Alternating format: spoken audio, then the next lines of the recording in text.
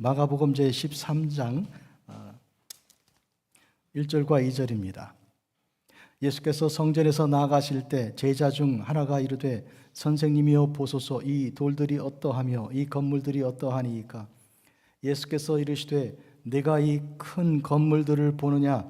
돌 하나도 돌 위에 남지 않고 다 무너뜨려지리라 하시니라. 아멘.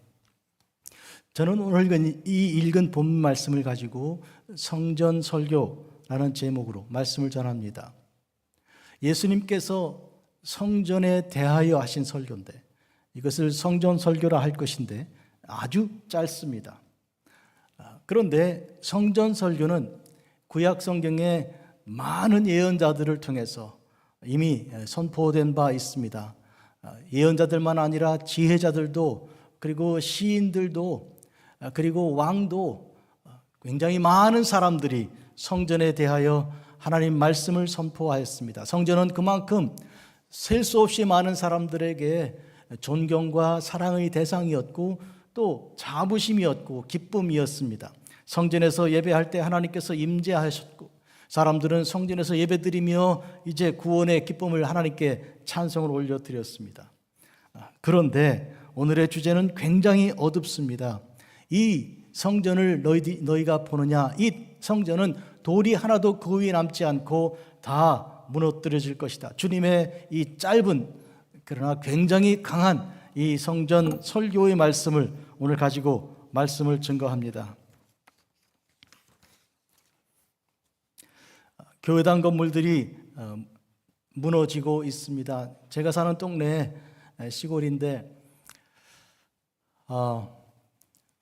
아름다운 지역에 햇빛이 잘 드는 그런 아주 양지 바른 곳에 있는 좋은 교회당 건물이 십자가 탑이 쓰러뜨려지고 얼마 지나고 나서 다시 그쪽으로 가다 보니까 무슨 연꽃 같은 것이 이렇게 올려 세워져 크게 올라가 있는데 다른 저쪽 그 무슨 불교나 힌두교 쪽에서 접수해가지고 그렇게 교회당을 자기들의 이 모임 장소로 쓰고 있는 것입니다.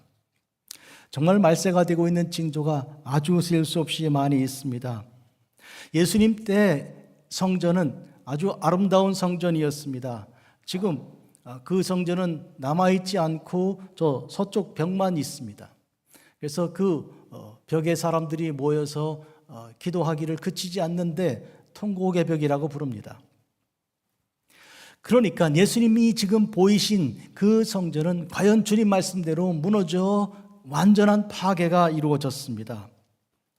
예수님께서 나귀 타고 예루살렘에 들어가 입성하실 그때가 있습니다. 마가복음에 따르면 갈릴리에서 사역을 시작하시고 그리고 한 길로 내려가셔서 오르막길로 예루살렘에 올라가셔서 거기서 증거하시고 선포하시고 또 붙들려 죽으시고 그렇게 장사 지냈다가 부활하시는 이 흐름입니다. 단순한 흐름이 마가복음의 이 흐름인데 이제 예루살렘에 들어가 입성하셔서 거기서 성전 안에서 장사하는 무리들을 보시고 그리고 돈 바꾸는 사람들을 보시고 분노하셔서 그들을 다 테이블을 둘러 엎으시고 돈을 엎으시고 그리고 이 비둘기와 소, 양 이런 재물들을 다 밖에 내버리셨습니다. 그리고 내 집은 만민이 기도하는 집인데 너희들이 강도의 굴로 만들었다고 분노하셨습니다. 그런데 이후에 이 예수님께서 그때 분노의 대상이었던 자들이 도리어 분노하면서 예수님을 죽이려고 계획하던 그들과 8차례에 걸친 그런 대결이 벌어지는 것이 마가복음의 구도입니다.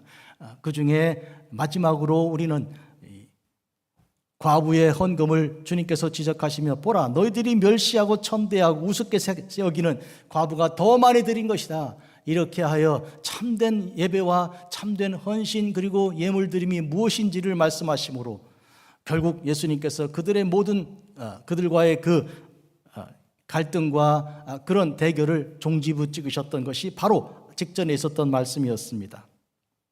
이제 주님께서 본격적으로 잡히시고 이제 배반당하시고 그리고 십자가를 지시는 길로 가시는데 가시기 전에 한 가지 하셔야 될 것이 있습니다. 그게 뭔가 하니까 곧 종말에 대한 말세에 대한 예고이고 경고입니다. 그 말세 예고와 경고의 첫 번째 것이 바로 성전이 무너지는 것입니다.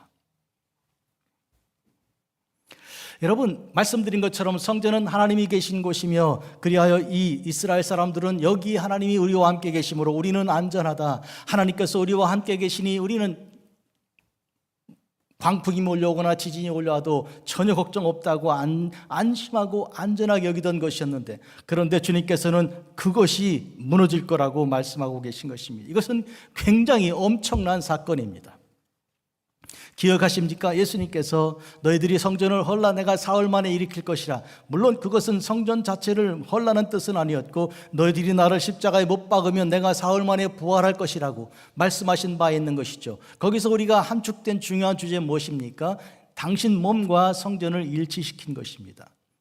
한마디로 말하면 너희가 나를 성전을 헐면 내가 사흘 만에 부활한다는 말씀을 하심으로 성전의 중요성을 주님은 분명히 아셨습니다.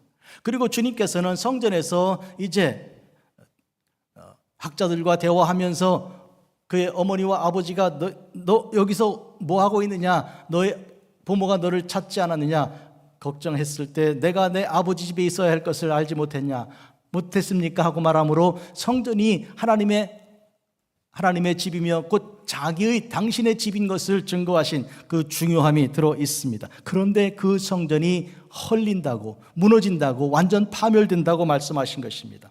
우리는 여기서 이미 구약시대 수많은 사람들이 성전 설교를 성전에 관한 그런 말씀을 선포한 것 중에 하나를 여러분께 읽어 소개하려고 합니다.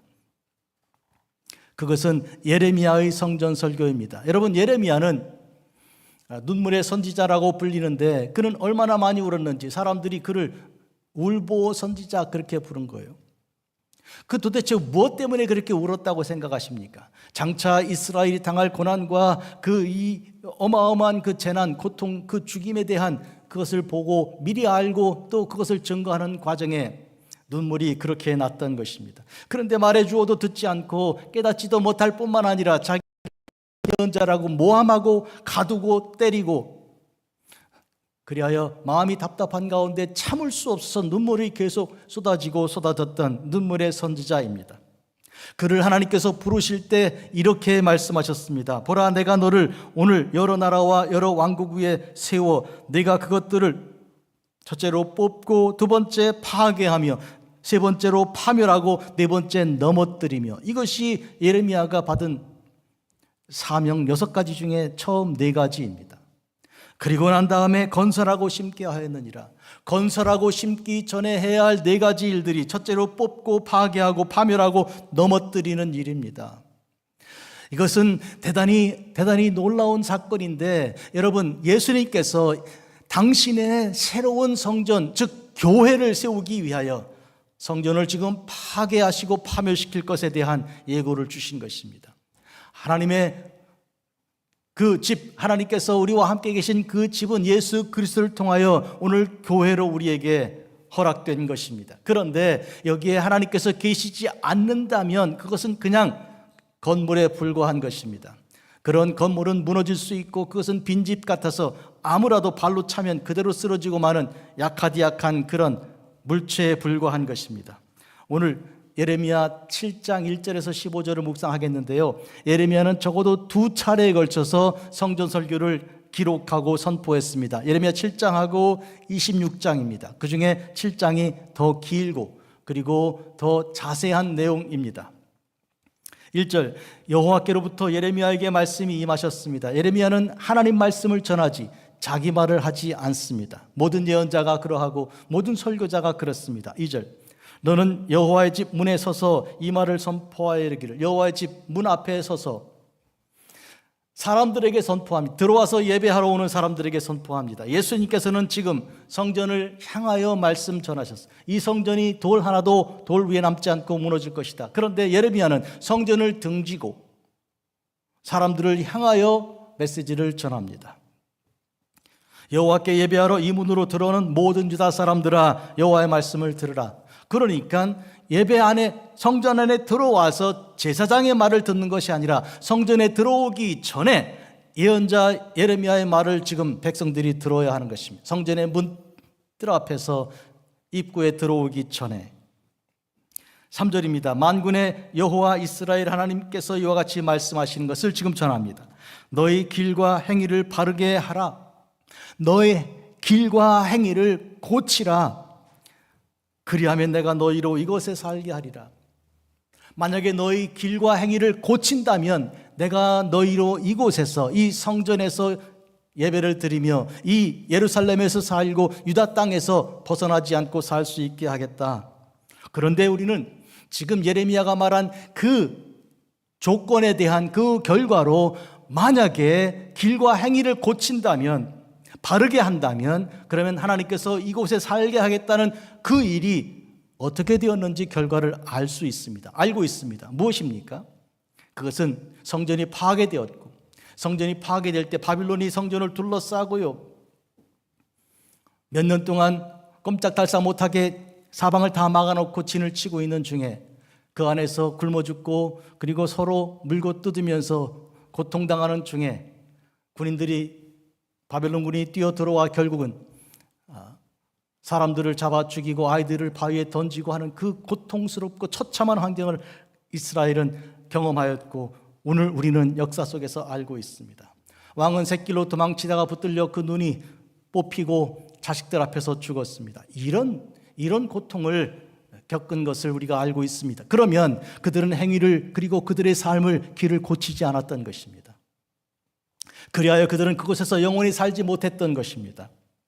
4절입니다. 너희는 이것이 여호와의 성전이라, 여호와의 성전이라, 여호와의 성전이라 하는 거짓말을 믿지 마라. 지금 예언자가, 하나님 보내신 예언자가 성전에 대해서 이제는 몸을 반쯤 돌이켜 성전을 향해 손을 가르치고, 너희들은 이것이 여호와의 성전이라고, 여호와의 성전이라고, 여호와의 성전이라고, 이건 거짓말이다. 믿지 마라. 거짓말이다. 그렇게 말하고 있습니다. 참 놀라운 일이죠. 하나님의 예언자가 어떻게 성전에 대해서 그렇게 말할 수 있습니까? 왜 그런가? 하나님이 계시지 않으면 거기는 성전이 아닙니다. 돌과 나무로 지었으나 그것은 건물이지 성전이 아닙니다. 그런 의미에서 하나님이 계시지 않은 그곳은 절대로 성전이란 말로, 그렇게 거짓말로 말할 수가 없는 것입니다. 3번에 걸쳐서 분명히 말합니다. 거짓말이다. 믿지 마라. 한마디로 말하면 여기 하나님이 계시지 않는다, 그런 뜻이죠. 그러면 왜 하나님께서 이 성전에 계시지 않습니까?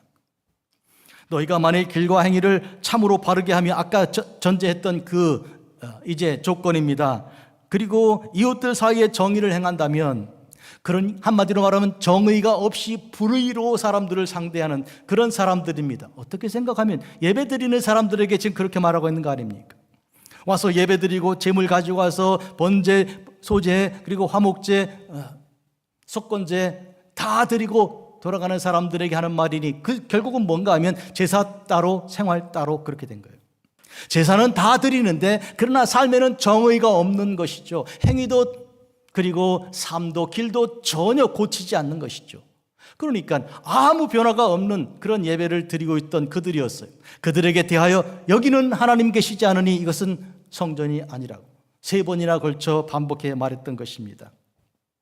6절입니다. 이방인과 고아와 가부를 압제하지 아니하며 무죄한 자의 피를 이곳에서 흘리지 아니하며 다른 신들이 뒤를 따라 화를 자초하지 아니하면, 조건이 따라붙은 좀 정확하게 정의가 없는 그 삶을 정의로 살아갈 것에 대한 조건을 붙이는데, 첫째로 이방 사람들, 고아 그리고 과부들, 이 3가지 사람들은 구약 모세 때 이후에 율법에서 준 중요한 주제 중에 하나입니다. 우리가 돌보고 사랑해야 할 것들 중에 하나입니다. 이들의 처지를 우리가 돌보아야 될 것 중에 하나는, 왜냐하면 이스라엘이 애굽 땅에서 그와 같은 처지로 살았기 때문입니다. 이방인, 자기 땅이 없이 헐벗고 여기저기 떠돌아다니는 사람들입니다. 오늘날 이방인들을 어떤 사람들로 볼 수 있습니까?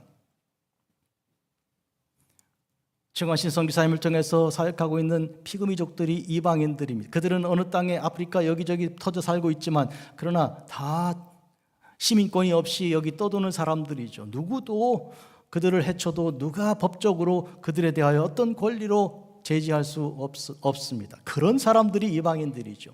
그리고 여기저기 전쟁이 났을 때, 이번에 이스라엘 미국과 이란 전쟁 났을 때, 그로 인한 여파로 인해서 레바논 같은 나라에 70만, 100만 가까운 사람들이 때로 몰려나가서 막 떠도는 사람들이 되었습니다. 이들이 이방인들입니다. 전쟁으로 인해 또 가뭄 먹을 것이 없기 때문에 여기저기 떠돌면서 시골에서 더 이상 살 수 없으니 도시로 가면 먹을 수 있는가 보다 하고 도시 쪽에 가서 빈민들을 형성해 가지고 살아가는 그런 무참한 사람들이 세상 곳곳에 셀 수 없이 많이 있습니다.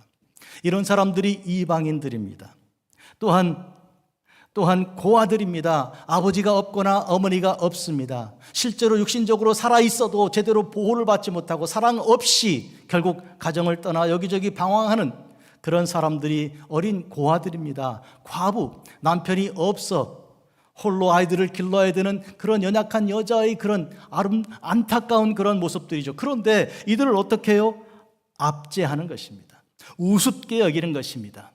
우리는 보통 강한 사람에게 약하고 약한 사람에게 강하다는 그런 아주 나쁜 습성을 인간이 대체로 다 가지고 있습니다. 그런 모습이 지금 여기 보이는 것인데, 너희들이 예배를 드린다면, 하나님 말씀을 듣고 그 말씀대로 살아간다면 절대로 그렇게 해서는 안 되는 것인데, 만약 그들을 압제하지 않고 돕고 사랑하고 아낀다면, 그리고 무죄한 자의 피를 이곳에서 흘리지 않는다면, 죄가 없는 자의 피를 어디에서요? 성전에서 흘리는 것이죠.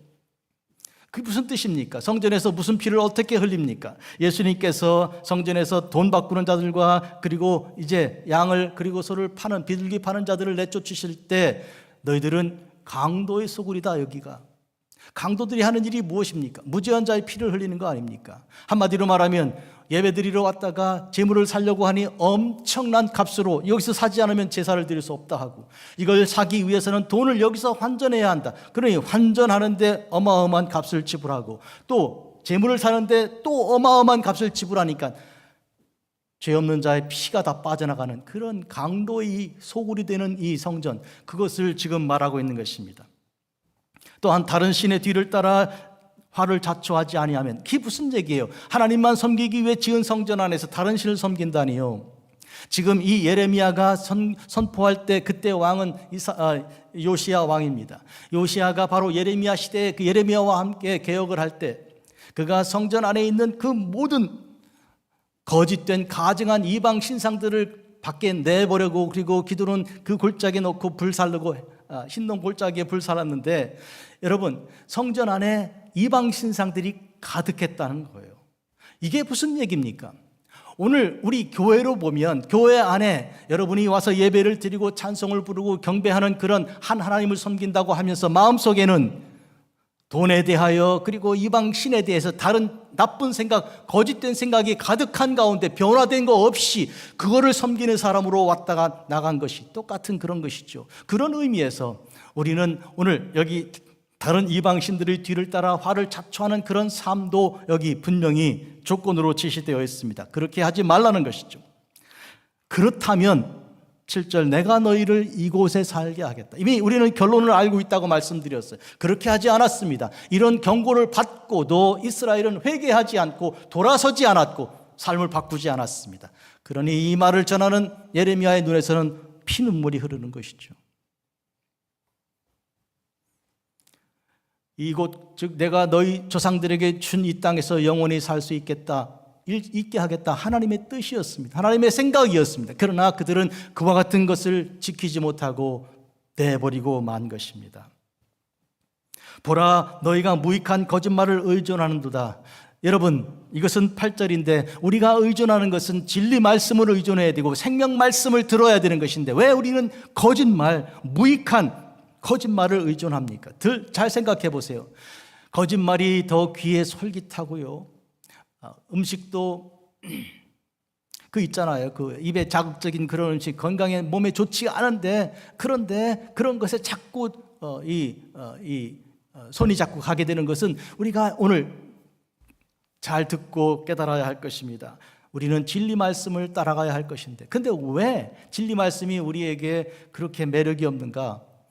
아프니까, 자꾸 상처가 되고 고통이 되고 괴로우니까, 그러니까 잊어버리려고 다른 말에 귀를 기울이는 것이죠.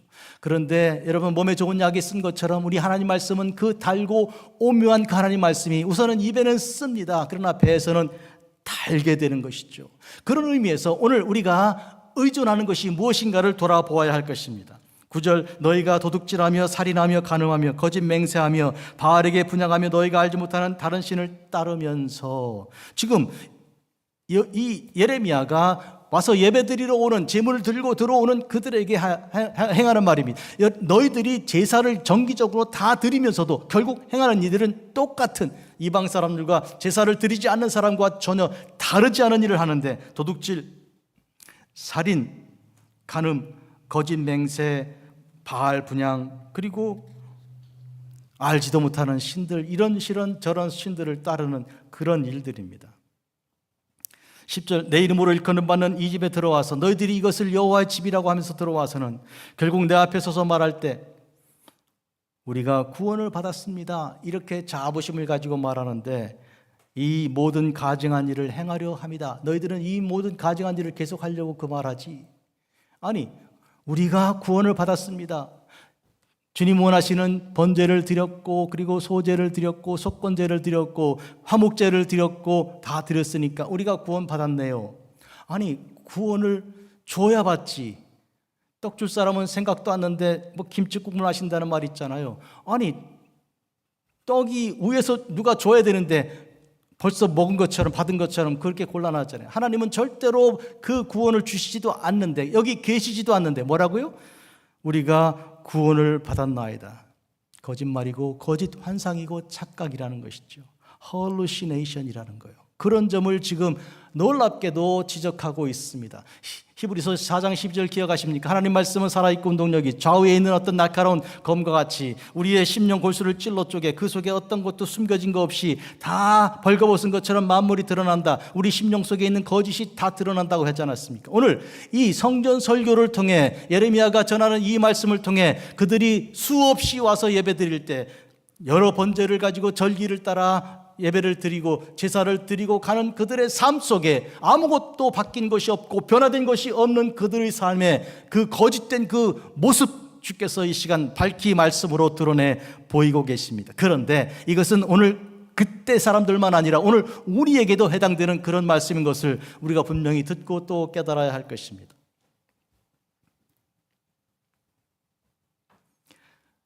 내 이름을 일컫는 바는 이 집이 너희 눈에는 도둑의 소굴로 보이느냐? 보라, 나 곧 내가 그것을 보았노라.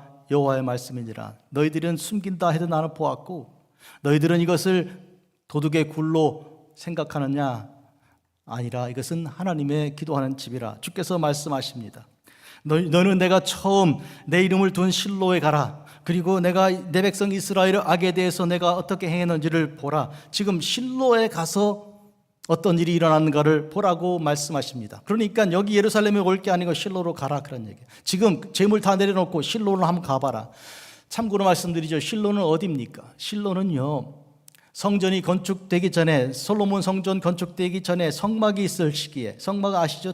텐트입니다. 모세 때부터 시작된 성막인데 이것이 사사시대를 지내고 왕정시대로 들어오기 직전 어간에 사무엘이 사사 역할을 하기 전에 어린 사무엘 때 엘리 제사장 때 있던 실로, 거기에 성막이 있었습니다. 그때 얘기하는 거예요. 그때 이스라엘은 완전 부패하였습니다. 엘리 대제사장이 얼마나 거짓된 사람이었고 자녀 교육을 어떻게 시켰는지, 자녀들이 거짓된 모습으로 온갖 방종한 일은 다 하는 것이죠. 예를 들면 제사를 드리기 위해서 고기를 삶고 있는데 저거 내가 먼저 먹을래 하고 꼬챙이를 가져와서 먼저 끌어내는 것입니다. 하나님께 바쳐야 되는 것을 자기가 먼저 배부르게 먹은 다음에 뼈하고 껍데기만 가지고 제사를 드리든 말든 그렇게 하고, 또 성막에서 일하는 여자들을 겁탈하고, 그런 일을 해도 엘리 제사장이 아이들에게 대하여 왜 그랬냐, 그러다간 하나님 앞에 죽는다, 큰일 난다 경고하지도 않았어요. 내버려 둔 거예요. 그때 하나님께서 아무 말씀도 하지 않으셨어요. 있잖아요, 사람이 되게 화가 나면 침묵합니다. 말하지 않습니다. 들어야 한 말 두 말 하고 나면 안 들어? 그러면 말하지 않는 거예요. 하나님께서 아무 말씀도 주지 않으실 때 엘리 제사장도 듣지 못했고 누구도 하나님 말씀 듣지 못했어요. 그때 하나님께서 사무엘을 부르신 것이죠. 어린 사무엘이었습니다. 사무엘아 사무엘아 불렀을 때 그가 처음에는 엘리가 부른 줄 알고 제사장님 제가 여기 왔습니다. 그때 엘리는 나는 너 안 불렀는데 두 번, 세 번 오니까 아하, 하나님께서 너를 부르시는가 보다. 아마 그때 엘리는 마음속에 질투심도 생겼을지 모르겠어. 왜요? 하나님 자기한테 말 안 하시거든. 그런데 어린 사무엘에게 한나가 나와서 어렵게 나와서 어린 나이에 성전에서 일하는 일꾼으로 이렇게 제사장을 도와서 심부름하는 아이로 두고 간 그 어린 아이에게 하나님 말씀하시니 엘리는 답답했을지도 몰라. 그러나 한편 그 아이에게 하나님 말씀하신다면 내가 그 아이를 통해 뭘 들을 수 있으리라 기대한 마음도 생겼어요. 안타깝고 슬픈 얘기지만, 그래서 너 이번에 또 너를 부르거든 내가 부른 거 아니니까 하나님 주의 종이 여기 있으니 말씀하옵소서 하고 들으라. 하나님 말씀이다. 들은 다음에 꼭 나한테 얘기해 주라. 알았냐? 부탁한다. 그러니 하나님의 종 제사장이 하나님 말씀을 직접 듣지 못하고 아이를 통해 말씀하신 것을 아이 입으로 듣는 그런 처참한 상황이 된 것이죠. 범죄하고 타락하고 멸망이 와 있는 그런 땅에 하나님은 절대로 말씀을 주지 않으시는 것이죠. 드디어 예루살렘이 이스라엘이 멸망하였습니다. 블레셋에게 다 파괴당하고 심지어 법궤도 빼앗겼습니다. 그런 일이 바로 이때 실로에서 발생했고 실로는 완전히 다 파괴되고 망했던 것이죠. 하나님께서 예레미야에게 주신 말씀, 너희들은 여기 가지 마, 여기 있지 말고 가라, 실로에 가서 보라. 하나님께서 이스라엘의 악에 대해서 행한 이 일에 대해서 너희는 보고 역사 속에서 보고 교훈을 얻으라 말씀하신 것이죠. 13절 여호와의 말씀이니라. 이제 너희가 그 모든 일을 행하였으며 내가 너희에게 말하되 새벽부터 부지런히 말하여도 듣지 아니하였고 너희들이 계속 그와 같은 거짓된 일을 행하는데 내가 하나님께서 너희들에게 말하는데 어떻게 말합니까? 새벽부터 부지런히 말했다. 하나님께서 새벽에 잠도 주무시지 않고 새벽부터 너희들에게 말씀하시기를 엘리야 그리고 엘리사 그 밖에 예레미야 이사야 에스겔 이런 예언자들을 보내 계속 반복해 말씀하시는데도 불구하고 너희는 듣지도 않고 그리고 너희를 불러도 대답하지도 않았다. 말해도 듣지 않고 불러도 대답하지 않는 그와 같은 악한 백성들에 대하여 지금 주님께서 예레미야를 통해 말씀하시고 계신 것입니다. 새벽부터 부지런히. 14절 그러므로 내가 실로 행함과 같이 두 번째로 실로가 다시 등장합니다. 너희가 신뢰하는 바 내 이름으로 일컬음 받는 이 집 곧 너희와 너희 조상들에게 준 이곳에 내가 행할 것이다. 그러니 이것은 제2의 실로가 될 것이다. 완전 파괴되고 그리고 멸망될 것이다. 마지막 15절입니다. 내가 너희 모든 형제 곧 에브라임 온 자손을 쫓아낸 것처럼 내 앞에서 너희를 쫓아내리라 하셨다 할지니라. 에브라임이 바로 100년 전에, 지금 예레미야가 선포하기 100년 전에 아시리아가 들어와서 완전 파괴 멸망시켰습니다. 에브라임은 북쪽 이스라엘의 대표 지파입니다. 그것처럼 지금 실로, 즉 왕정시대가 시작되기 직전에 있던 실로, 그때 파괴된 것을 두 번이나 반복하시고 이제는 에브라임이 파괴된 것까지도 말씀하십니다. 하나님의 그 계획은 이제는 뒤로 물러서지 않고 분명히 확실히 이루어질 것입니다. 이 일은 씹뽑고 파괴하고 파멸하고 넘어뜨리는 이 네 가지의 준엄한 사역을 감당하게 하신 그 하나님의 그 말씀이 여기 선포되는 것입니다. 이후에 심고 건설하게 될 것입니다. 파괴 없이 건설 없습니다. 그런 의미에서 완전 파괴되고 무너져야 하는 것입니다.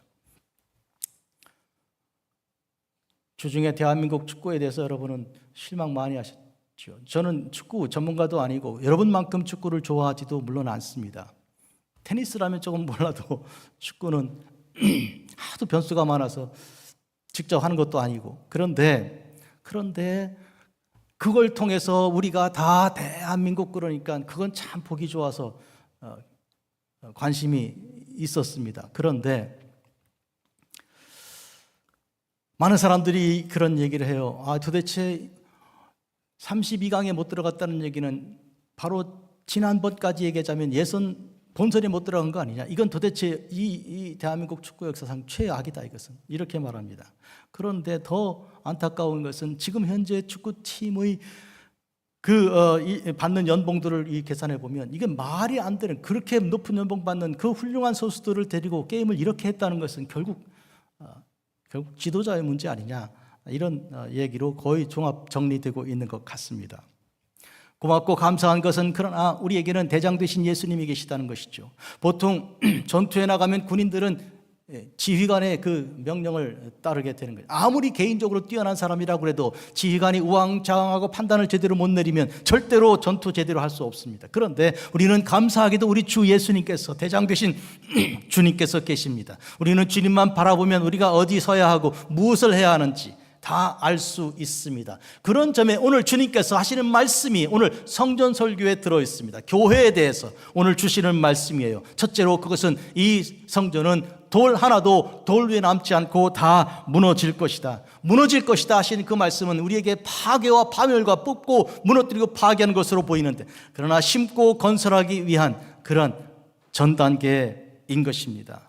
이런 의미에서 대한민국의 축구는 다 무너뜨리고 새로 시작해야 할 그런 때가 왔지 않나 생각이 듭니다. 비전문가로서, 잘 모르는 사람으로서 그냥 한마디 할 수 있다면 이 정도 얘기입니다. 오늘 본문을 보면 주님께서 성전에서 나가실 때입니다. 이 1절이죠.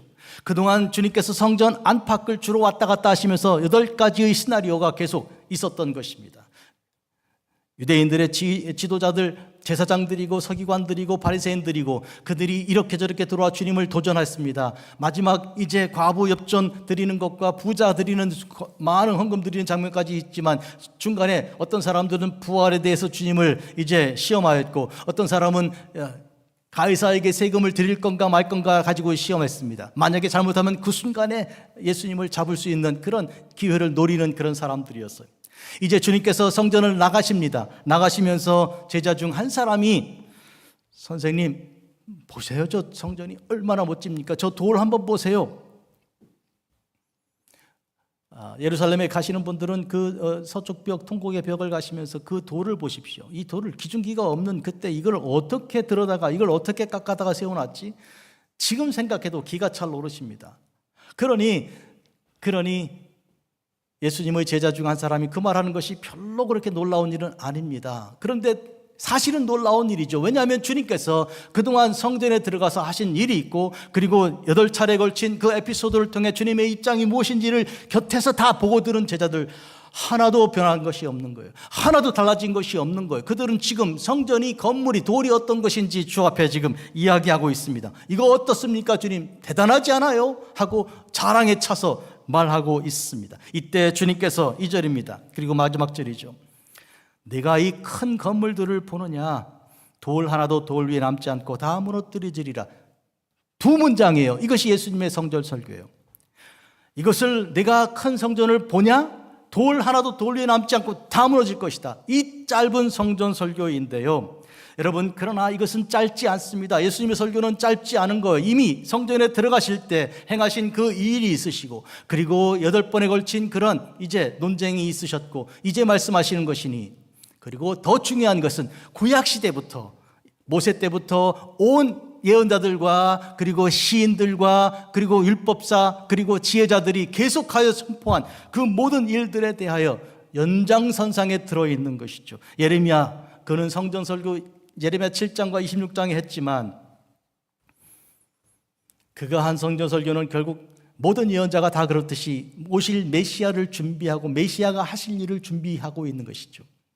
한마디로 말하면 그건 자기가 할 말을 할 것이 아니라 하나님께서 주신 말씀하는 것이, 그 모든 말씀을 종합 정리하면 예언자들의 모든 말을 종합하고 율법자들의 모든 말을 정리하고, 그리고 시인들 시편 150편 포함해서, 그리고 지혜자들 욥기나 잠언이나 전도서 포함해서 모든 말씀을 총 종합 정리하면 예수님께서 하실 일에 대해서 미리 깔아놓는 그림자예요.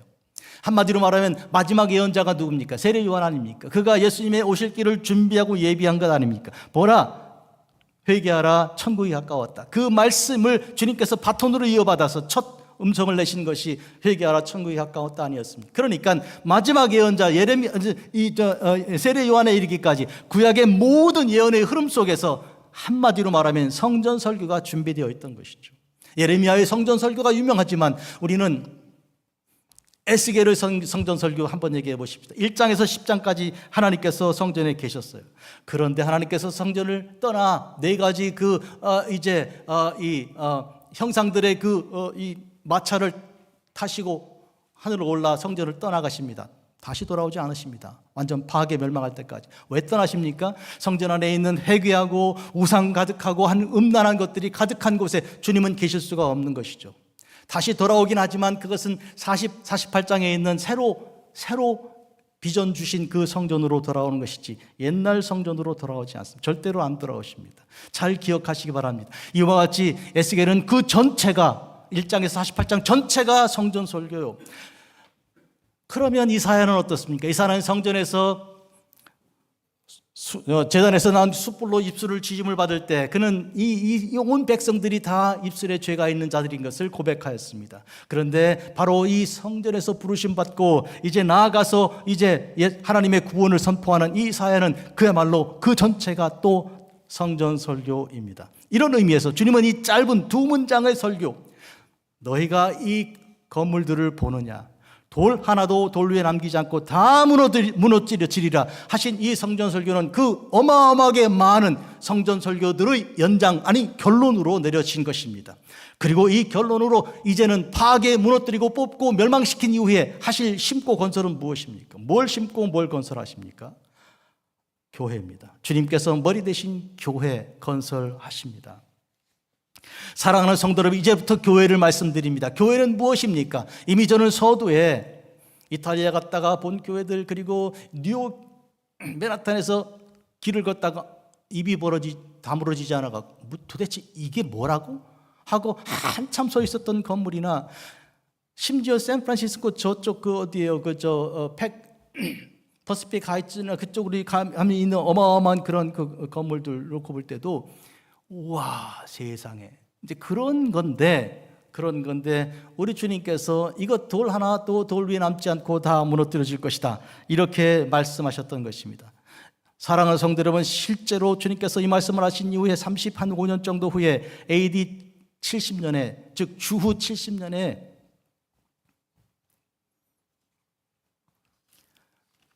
로마 대장 디도가 들어와서 예루살렘을 완전 불바다로 만들고 파멸시켜 버렸습니다. 그것이 실제로 예수님께 돌 하나도 돌 위에 남지 않고 파괴될 것에 대한 그 경고가 그렇게 오래되지 않은 35년 후에 그렇게 이루어진 것입니다. 그런데 여러분, 그 70년에 그렇게 파괴되기 전에 하나님께서는 예수 그리스도를 통해서 교회를 벌써 세우고 계셨습니다. 교회는 가정교회였습니다. 오늘 우리가 생각할 때 가정교회가 좋은 모델인가 보다 이 생각할지 모르지만 그런 가정교회 얘기가 아닙니다. 멀쩡하게 교회 건물 두고 왜 가정에서 모이는 가정 중심의 그런 모델을 말합니까? 그건 이치가 맞는 얘기, 성경에 있는 일이 아니고, 성경에서 가정교회는 이런 것입니다. 당시 로마 시대에는 모든 교회가 불법이기 때문에 교회로 모이는 건물 자체가 있을 수 없어요.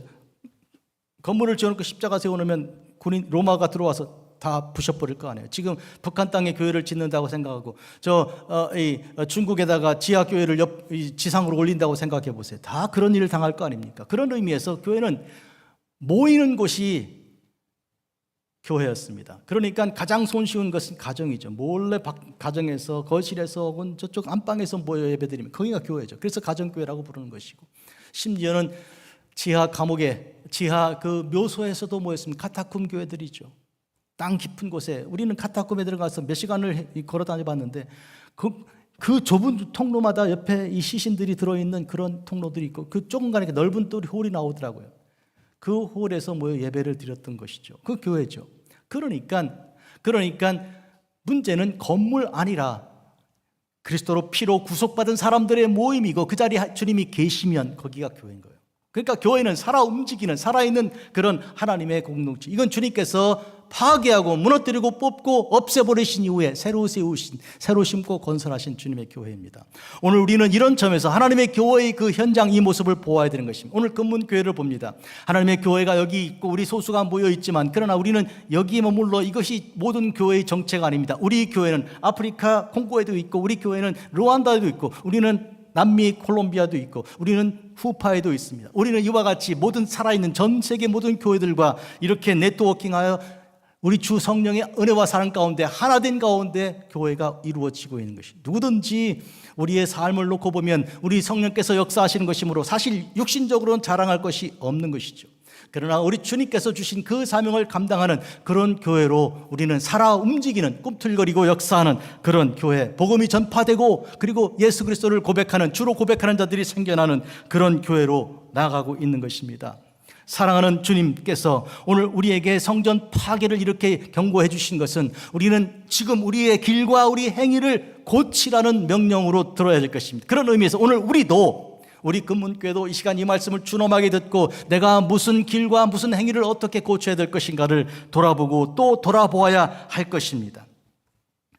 이 시간 교회는 반드시 교회가 되어야 합니다. 교회 안에 변질된 것이 들어와서는 절대로 되지 않는 것입니다. 오늘 주님께서 성전을 보고 파괴될 것을 말씀하신 것처럼 교회를 보고 이것은 무너지고 이것은 파괴되어야 할 것이 아닌가, 이렇게 말씀하신 그런 것이라고도 우리가 볼 수 있습니다. 요시야는 하나님 말씀을 성전에서 발견하고 그 말씀대로 성전부터 개혁을 하고 안에 있는 모든 우상들을 들어다가 밖에 던지고 불태우고 그리고 그것을 퍼져나가서 유다와 북이스라엘 지역까지 확장하였습니다. 그 결과 남북이 통일되는 역사가 일어났지요.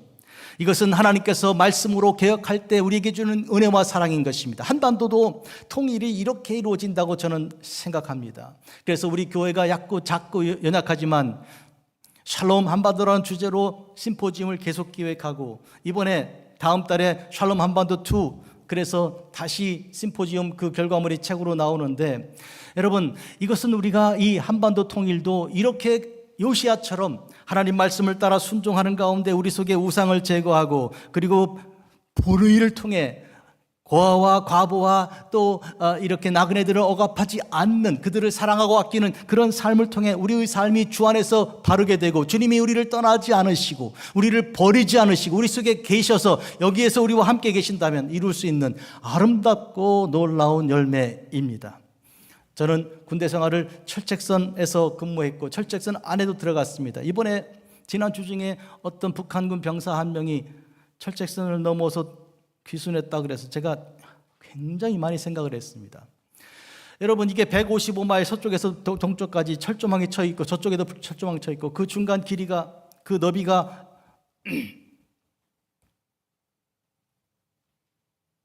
얼마예요 그게? 155마일이고 이 너비가 왜 그게 생각이 안 나요? 그 띠 넓이가? 그걸 비무장지대라고 부르는 거거든요. 그런데 중간중간에 말뚝이 드문드문 박혀 있는데 거기가 군사분계선이에요. 그러면 이쪽과 저쪽 그 넓은 그 지역에 통과해서 나왔다는 것은 이게 안 되는 얘기입니다. 이게 어떻게 안 되는가 하면 거기에는 지뢰가 어마어마하게 깔려 있는 거예요. 지뢰가 뭡니까? 밟으면 터지고 그 사람 죽고 곁에 누구도 다 같이 죽는 그런 거예요. 그게 지뢰예요.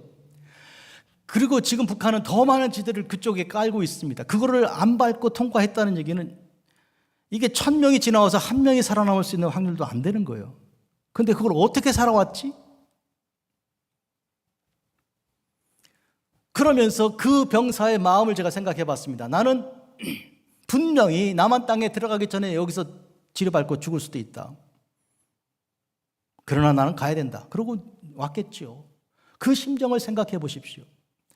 우리 한반도는 지금 남쪽에서는 역사리로 최고의 전성기를 이루고 K-컬처, 별거 다 얘기하고 있지만 그러나 이것은 엄청난 고통 속에 있는 것이고 북한이 가지고 있는 그 어마어마한 그 핵무기와 이런 것 지금, 그리고 북한에 있는 그 비정상적인 정권의 그 모습 속에서 저거는 언제 터지고 폭발하더라도 핵무기가 아니라 정권 자체가 붕괴할 수 있는 그런 일들이 있는, 정말 이런 의미에서 풍전등화입니다. 바람 앞에 있는 촛불 같은 것을 우리가 지금 두고 있는 것입니다.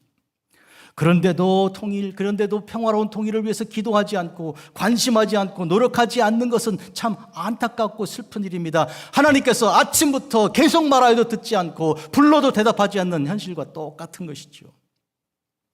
그래서 우리는 이 작은 모임을 가지고 계속하여 우리 한반도에 샬롬 통일이 와야 된다고 기도하는 것인데 별로 듣는 사람 없어요. 관심도 없어요. 그럼 도대체 그걸 아직도 뭐 하고 있느냐고 그런 얘기 하고 있어요. 그러나 이것 이외에는 우리가 살 길이 없습니다. 전부 다 나머지는 잘 먹고 잘 살아도, 여러분 돼지 잡을 날이 되면 돼지에게 맛있는 거 막 주거든요. 살찌우려고. 그것처럼 우리가 어쩌면 정말 멸망의 날이 눈앞에 와 있는데 이렇게 실컷 먹어도 되나 할 정도로 이런 일을 지금 하고 있는 게 아닌가 생각이 드는 것이죠. 얼마나 슬픈 일입니까? 이런 때 교회는 교회가 되어야 되고, 이런 때 우리는 깨어야 됩니다. 한 명 예레미야가 성전을 등지고 있습니다. 나머지는 전부 다 성전을 향해 들어오는 사람들이에요. 이 한 명이 그들에게 경고하는 말을 들어보십시오. 한 분 예수님께서 성전을 향하여 손을 들어 말씀하십니다. 이 돌들 이것 보느냐? 다 돌 하나도 돌 위에 남지 않고 다 무너질 것이다. 누구도 그런 말 한 적 없어요. 전부 다 성전을 자랑스러워하고, 아니 헤롯 왕이 자기 아내도 죽이고 자식들도 죽이고 정권을 위해서는 별 모든 것 다 한 그가 정권 창출 그리고 유지를 위해서 이렇게 세운 건물인 이 예루살렘 성전을 그렇게 자랑스러워하는 이런 모순된 이런 모습을 주님께서 간파하죠. 이것 무너뜨려진다고. 이건 아무것도 아니라고. 주께서 하나님이 여기 안 계시니까. 무너지는 성전은 하나님이 안 계신 성전입니다. 그러나 하나님이 계신 성전은 절대로 무너지지 않습니다. 이것은 시편 46편에 여호와께서 성중에 계심에 성이 요동하지 아니할 것이라. 바람이 그리고 풍랑이 일어서 이 섬을 뒤집어 삼키려고 한다 할지라도 하나님이 계신 성이라면, 하나님의 도성이라면 꿈쩍하지 않고 안전할 것이라고 선포한 것 아닙니까? 그러나 하나님께서 계시지 않으면 빈집이에요. 그냥 누구나 무너뜨릴 수 있습니다. 성도 여러분, 그런 의미에서 우리는 교회가 얼마나 크냐, 얼마나 많은 활동을 하느냐, 이것이 중요한 것이 아니라 우리에게 하나님께서 계시는가, 우리를 떠나지 않고 우리를 버리지 않으셨는가, 우리와 함께 하시고 주님의 임재가 여기 있는가, 이게 제일 중요한 주제예요. 이거는 교회 문제만 아니라 여러분 개인의 삶도 마찬가지입니다. 내가 하나님과 같이 있는가, 하나님이 내 속에 계신가, 하나님께서 내 속에 계신가, 나와 말씀하고 계시고 나를 지도해 주시고, 내가 슬플 때 우리 주님께서 내 눈물을 닦아 주시고, 내가 병들 때 나를 치료하시고 나를 회복해 주시는가, 이것이 문제입니다. 축구로 인해서 온 한반도가, 그리고 한국 사람들이, 세계에 흩어져 있는 한국 사람들이 마음이 아플 그 주간에 저는 지난 한 주간 얼마나 아팠는지, 오늘 제가 이렇게 건강하게 서서 설교하는 거예요. 상상도 할 수 없어요. 어떻게 주사를 2개를 맞았는데 그게 그렇게 효과가 왔는지 그랬습니다. 그래서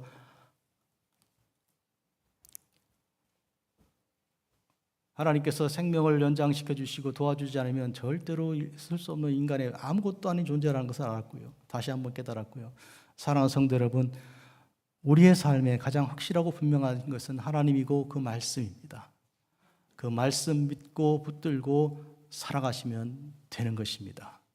예레미야는 두려워하지 않고 염려 없이 그 많은 사람들 앞에 서서 담대히 성전을 향하여 이렇게 팔을 벌리고, 여기 들어오지 마라, 거짓말이야 이거는, 들어오지 마. 그래서 붙들리고, 그래서 갇히고, 그래서 매맞고, 그래서 죽기까지 된 것이죠. 그러나 그는 멈추지 않았습니다. 왜요? 왜 예언자로서 예레미야가 멈추지 않았습니까? 메시아 그리스도께서 오시면 하실 일을 내가 지금 준비하고 있기 때문이죠. 메시아가 오시면 할 일을 내가 예비하고 있기 때문이죠. 그게 예언자의 길입니다. 세례 요한이 그로 인하여 죽음을 당한 것처럼 예레미야도 죽음을 각오한 것이죠. 오늘 우리는 어떻습니까? 구약의 예언자들이 예수님 앞에 섰다면 우리는 예수님 뒤에 선 것이죠. 예수님이 우리 앞에 계셨어요. 우리는 그들보다 훨씬 행복한 사람들이에요. 나는 그렇게 생각해요. 왜요? 우리는 예수님 보았으니까. 근데 예레미야는 아직 못 만났고, 이사야도 에스겔도 아직 주님을 만나지 못한 거예요. 그런데 우리는 예수님 봤잖아요. 만났잖아요. 주님 하신 일을 알고 들었잖아요. 따라가는 거잖아요. 우리가 훨씬 행복합니다. 나는 그렇게 생각해요. 그러면 우리가 어떻게 살아야 되겠습니까? 혹시 나 혼자일지라도 사람들이 다 부정하고 우습게 여긴다고 해도 걱정할 게 뭐 있어요? 나는 예수님 만났는데. 그래서 나는 만났으니 예수님에 대해서 말할 수 있는 거예요. 이 말하고 저 말하는 거 아니라 분명히 한 말 합니다. 그게 예수님의 증인이에요.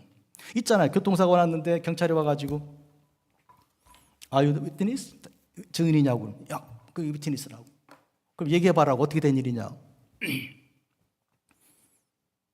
이 말하고 저 말하면 경찰이 그러는 거예요. 실제로 본 거 맞냐고.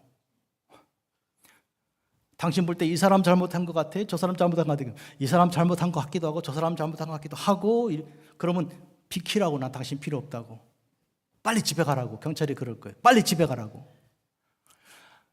정의는 본 것을 정확하게 말하고 마음 바꾸지 않는 사람이에요. 우리는 예수 그리스도에 대해서 어떤 환난이나 핍박이나 시험이 오더라도 나는 예수님을 부인하지 않습니다. 나는 예수님을 배반하지 않습니다. 이런 사람이 진짜 증인이에요. 이 증인이 되라고 성령이 너에게 임하시면 이런 삶으로 살아가야 됩니다. 예레미야의 길을 우리는 예수님 뒤에서 하는 것이죠. 기도하겠습니다. 자비로우신 아버지 하나님, 우리를 사랑하사 복주신 주님 찬양합니다. 불의를 가지고 이 사람 저 사람 괴롭히던 우리들의 인생에 또한 우리의 길과 행위가 전혀 달라지지 않아서 거짓된 그리스도인의 삶을 살았던 우리들이 오늘 이 시간 말씀을 통해 도전받고 이 시간 진심으로 옷을 찢으며 회개합니다.